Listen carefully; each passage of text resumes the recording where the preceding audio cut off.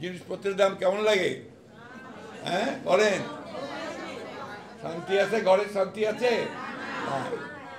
বেনজির, নজিরবিহীন, মানুষের নজিরবিহীন দুর্নীতি, তাই না? একই সঙ্গে সাবেক সেনা প্রধান, তাকেও স্যাংশন দিয়ে দিয়েছে। আরেকজন এমপি, তাদের তথাকথিত এমপি, তাকে কলকাতা নিয়ে গিয়ে টুকরা টুকরা বটি বটি করেছে। এই তো হচ্ছে চেহারা। এখন সেনাবাহিনীর অবস্থা কি? একটা ইনস্টিটিউশন হিসাবে তার সম্মান ইজ্জত কোথায় থাকে যখন তার সাবেক সেনা প্রধানকে স্যাংশন দেয়? সেই পুলিশ বাহিনীর মর্যাদা কোথায় থাকে যার সাবেক প্রধানকে এবং ডিবিজিকে পালিয়ে যেতে হয় দেশ থেকে? কোথায় থাকে? কার সম্মান কোথায় থাকে? আজকে এরা দেশটাকে ধ্বংস করে ফেলেছে। এই দেশনেত্রী বেগম খালেদা জিয়া, তত্ত্বাবধায়ক সরকার, যারা সরকার তারা চাচ্ছিল সেটাও কিন্তু দিয়ে যাতে দেশে একটা সুস্থ অবাধ নির্বাচন হয় সেই ব্যবস্থাগুলো করেছিল। আজকে কি করেছে তারা? সব কিছুকে বাতিল করে দিয়ে দলীয় সরকারের অধীনে নির্বাচন হবে এবং সেই দলীয় সরকারের অধীনে তিনটা নির্বাচন তারা পার করেছে। এই তিনটা নির্বাচনই প্রহসন হয়েছে। আজকে এই নির্বাচন কমিশন বলছে, কালকে বলেছে যে এইভাবে বৈরী রাজনৈতিক পরিবেশে কখনো সুষ্ঠু নির্বাচন সম্ভব নয়। অর্থাৎ আওয়ামী লীগ যে পরিস্থিতি সৃষ্টি করেছে তাতে কোনো দলই তো নির্বাচনে আসে না। 63টা রাজনৈতিক দল নির্বাচনে যায় না। তাহলে নির্বাচন হচ্ছে কোথায়? যে কারণে আজকে নির্বাচন ব্যবস্থাটা ভেঙে পড়ে গেছে। জিয়াউর রহমান সাহেব গণতন্ত্র নিয়ে এসেছেন, আওয়ামী লীগ গণতন্ত্র ধ্বংস করেছে।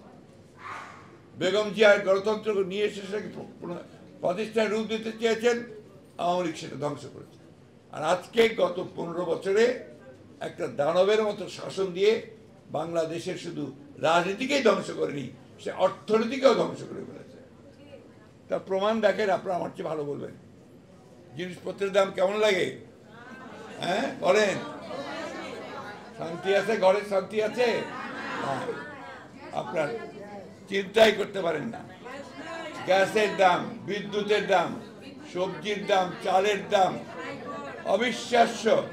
খাওয়া দাওয়া যায় না, বাচ্চাদেরকে ঠিক মতো ডিম দেওয়া যায় না, দুধ দেওয়া যায় না, তাই না? গরুর মাংস 800 টাকা, আরে লাউয়ের দাম তো 120 টাকা।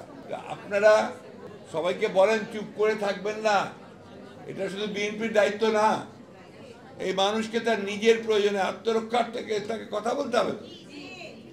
সবাইকে বলেন যে আপনারাও আসেন, বের হন, কথা বলেন। এই যে বিদ্যুতের দাম বাড়লো, বিদ্যুতের দাম বাড়াতে হচ্ছে কেন? কারণ তারা চুরি করে করে এমন অবস্থা তৈরি করেছে যে বিদ্যুতের দাম বাড়ানো ছাড়া তাদের উপায় নেই। আপনারা বেরোলেই তো শুধু হবে না, আমাদের মহিলাদেরকে বের করে আনতে হবে, মানুষকে বের করতে হবে। সমগ্র মানুষ যখন বেরিয়ে আসবে তখনই না বিপ্লব হবে, সেইটা আমাদের করতে হবে। আমরা শুধু আমাদেরকে নিয়ে ব্যস্ত থাকলে চলবে না। আপনারা জেলে যাচ্ছেন, কষ্ট করছেন, নির্যাতন করছেন, কিন্তু সবাই যখন বেরিয়ে আসবে তখনই হবে আপনার আসল বিদ্রোহ, আসল বিপ্লব। পত্রিকাগুলো খুললে দেখবেন এখন সবার আগে পত্রিকায় বেরোচ্ছে বিজ্ঞাপন। কিসের বিজ্ঞাপন? ফ্রিজের বিজ্ঞাপন।